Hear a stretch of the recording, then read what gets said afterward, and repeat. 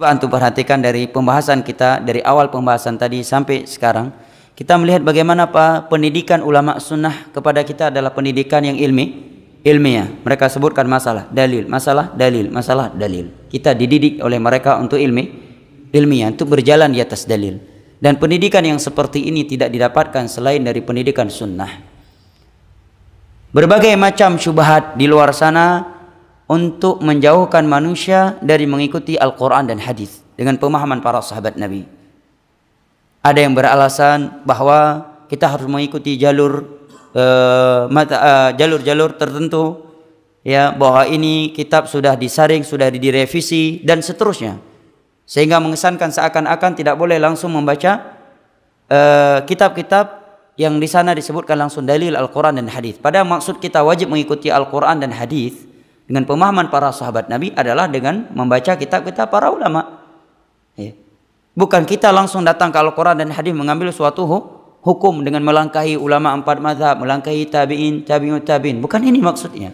Tapi maksudnya siapa saja yang berbicara, apakah para tabi'in, tabi'ut tabi'in, imam 4 mazhab. Kalau itu masalahnya agama, harus berdasarkan dalil Al-Quran dan hadis dengan pemahaman para sahabat Nabi sallallahu alaihi wasallam. Dan saya pernah diceritakan oleh seseorang, dia diceritakan langsung oleh orang yang bertemu dengan orang yang sudah dikristenisasikan dan disekolahkan oleh misionaris ke Vatikan. Dia sebelumnya muslim dari suatu tempat yang tidak bisa saya sebutkan nama tempatnya, ya. Yang sekarang dia menjadi misionaris. Dia sebutkan kepada orang kampungnya tersebut ketika ke rumahnya, dan orang kampungnya tersebut terkejut. Di rumahnya ada salib yang begitu besar. Ya. Disebutkan oleh dia bahwa di antara misi misionaris yang paling besar, mereka membuat kaum muslimin tidak lagi mengikuti Al-Quran dan hadis dengan pemahaman para sahabat Nabi, dan tidak lagi menjaga salat 5 waktu berjamaah. Ya. Karena ini merupakan sumber persatuan. Karena otomatis kalau orang prinsip beragamanya mengikuti Al-Quran dan hadis dengan pemahaman para sahabat Nabi, ke seluruh dunia pun dia pergi tetap sama. Karena Al-Quran universal, hadis Nabi juga universal.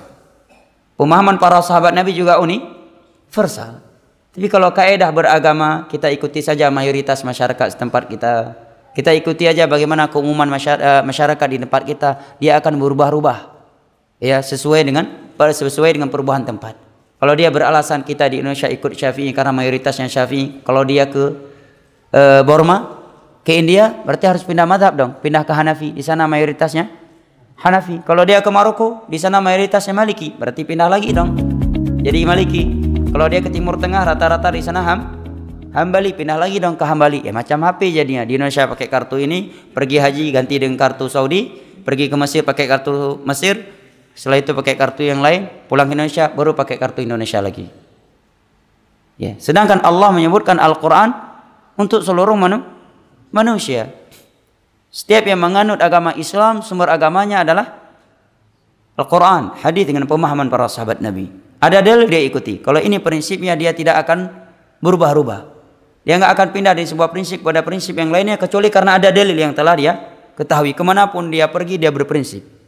Dia ke Maroko, ada orang yang mengajak dia untuk melakukan sebuah ibadah. Dia lihat, ada dalil nggak dari Al-Quran dan hadis dengan pemahaman para sahabat Nabi? Ada contohnya enggak dari Nabi dan para sahabatnya? Enggak ada, mohon maaf, saya tidak melakukan. Berprinsip dia. Tapi kalau kaedahnya seperti di atas tadi, dia enggak akan berprinsip, berubah. Apalagi kaedahnya di mana bumi dipijak, disitulah langit dijunjung tinggi. Ini kaedah liberal. Karena kaedah yang benar adalah ittaqillah haitsuma kunta wa'bud rabbaka hatta ya'tiyakal yakin. Dimanapun kita berada dan kapanpun kita berada, kita adalah hamba Allah, kita adalah umat Islam, dan referensi Islam kaum muslimin dalam beragama adalah Al-Quran dan hadis dengan pemahaman para sahabat Nabi sallallahu alaihi wasallam.